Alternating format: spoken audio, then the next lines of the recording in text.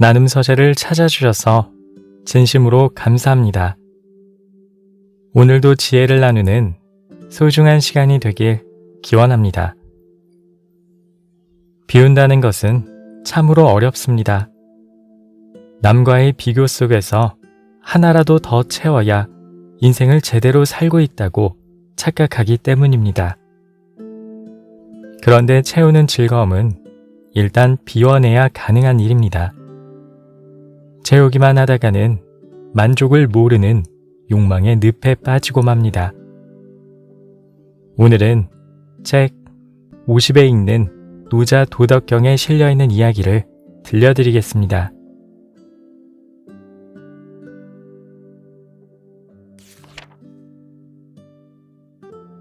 비어 있다는 것의 의미.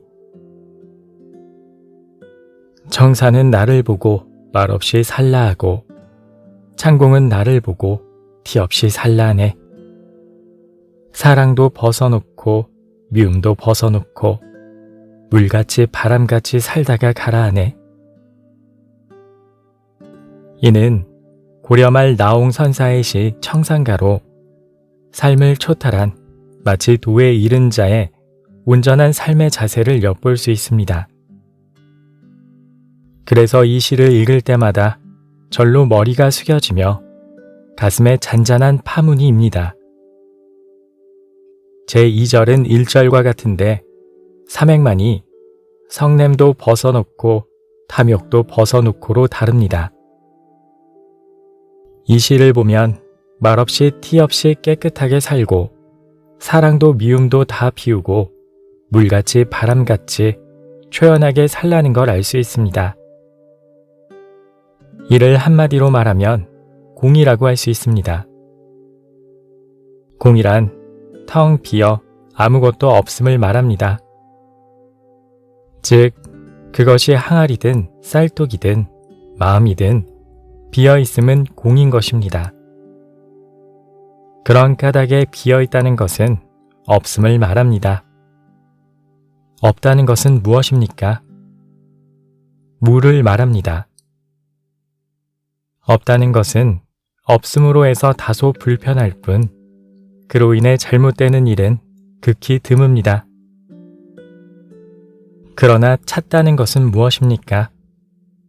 가득하다는 것입니다. 가득하다는 것은 만을 말합니다. 가득하다는 것은 풍요로울지는 모르나 그로 인해 잘못되는 일이 많습니다. 가득 채우고 사는 이들 중엔 더 가득 채우려다 죄를 범하는 일이 많습니다. 그로 인해 패가 망신을 하기도 하죠. 물론 사람이 비어서는 살 수는 없습니다. 살아가는데 필요한 것은 갖춰야 합니다. 그래야 사람으로서의 삶을 영위할 수 있기 때문입니다. 그러나 무리하게 더 채우려고 하다 보니 문제가 생기고 그로 인해 삶의 나락으로 떨어지는 것입니다. 그런 까닭에 비어있다는 것은 아무것도 없는 것이 아니라 갖출 것은 갖추되 불필요한 것까지 갖출 필요는 없다는 것입니다. 이에 대해 법정 스님은 무소유라 했는 바 이런 삶을 사는 것이야말로 청빈한 삶이요 비움의 삶이라고 할 수 있습니다. 그렇다면 이런 삶을 살기 위해서는 어떻게 해야 할까요? 그것은 마음의 문제입니다. 사람이 마음을 비우게 되면 거짓이 없고 탐욕이 없게 됩니다. 거짓이 없으면 진실하게 되고 탐욕이 없으면 죄로부터 멀어지게 됩니다. 그런데 마음을 비우기란 쉽지 않습니다. 사람에겐 오욕, 칠정이란 것이 있어 이를 제어할 수 있어야 마음을 비울 수 있기 때문입니다. 그런 까닭에 비우고 산다는 것이 그 어떤 것보다 더 힘들다고 하는 것입니다. 비어있음의 극치에 이르게 되면 참된 고요함을 지키라. 만물이 모두 일어날 때 그들의 되돌아감을 눈여겨본다. 만물은 무성하게 뻗어가나 저마다 그 뿌리로 돌아간다. 이를 일러 명을 회복한다고 한다. 명을 회복한다는 것을 상이라 하고 상을 아는 것을 명이라 하는 바, 상을 알지 못하면 흉한 일을 당하게 된다. 이는 노자가 도덕경 제16장에서 한 말로 노자는 비어있음의 극치에 이르게 되면 참된 고요함을 지키라고 말합니다. 비어있다는 것은 무엇입니까? 텅 비어 아무것도 없다는 것입니다. 아무것도 없으니 고요할 수밖에 없는 것입니다.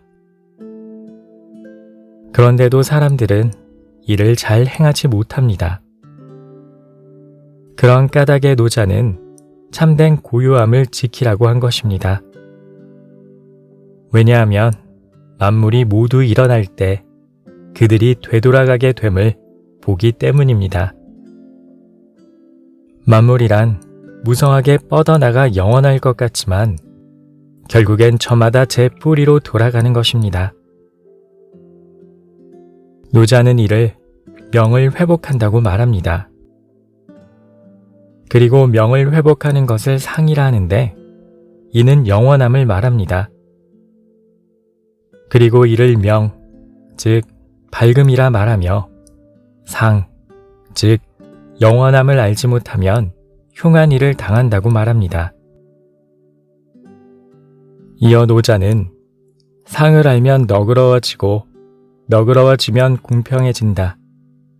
공평해지면 왕같이 되고 왕같이 되면 하늘처럼 된다.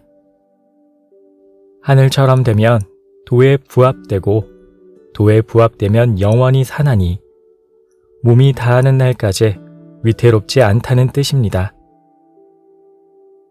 그러니까 영원한 것을 알면 너그러워져서 공평해지고 그렇게 되면 왕같이 되어 하늘처럼 된다고 말합니다.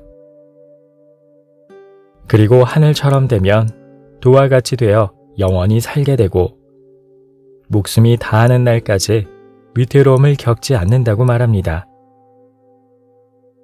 그렇습니다. 마음을 비우게 되면 욕심으로부터 멀어지게 되고 그렇게 되면 죄에서 멀어져 두렵지 않고 그런 까닭에 사는 날까지 위태롭지 않은 것입니다. 그러나 가득 채우고 사는 사람은 비울 줄을 모릅니다. 가졌음에도 더 가지려고 혈안이 되어 두리번거립니다. 그러다 보니 사악한 일을 벌이게 되고 나중에는 있는 것까지 빼앗기고 맙니다. 노자가 말하는 비움의 참된 의미는 진실로 마음을 텅 비울 수 있을 때를 말합니다. 이런 비움엔 그 어떤 탐욕도 들어가지 못합니다. 그런 까닭에 참된 비움을 아는 사람은 새 속에 물들지 않고 천명을 따름으로써 영원에 이르는 것입니다. 그렇다고 해서 누구나 이렇게 살 수는 없습니다. 사람마다 성격이 다르고 삶의 규모에 따라 정도의 차이가 있겠지만 자신이 살아가는데 불편하지 않을 정도만 지니고 산다면 그것만으로도 족한 것입니다. 불필요한 것까지 소유하려고 하니까 문제가 생기는 것입니다. 군자와 소인의 구별은 의와 이에 있다. 군자는 주로 의를 존중하지만 소인은 이로움을 존중하기에 고심한다. 그런 까닭에 어떤 방법으로든 소인을 잘 일러주어 이로운 사람이 되도록 하는 것이 가장 참된 군자의 도의심이다. 이는 공자가 한 말로 군자는 의, 즉 옳음을 따르지만 소인은 이로움을 따른다는 것을 알 수 있습니다. 여기서 의란 다의적인 의미가 있습니다. 이를 노자의 관점에서 본다면 의란 마음을 비우는 것이라고 할 수 있습니다. 마음을 비우면 의로움을 벗어나 불의하지 않기 때문입니다.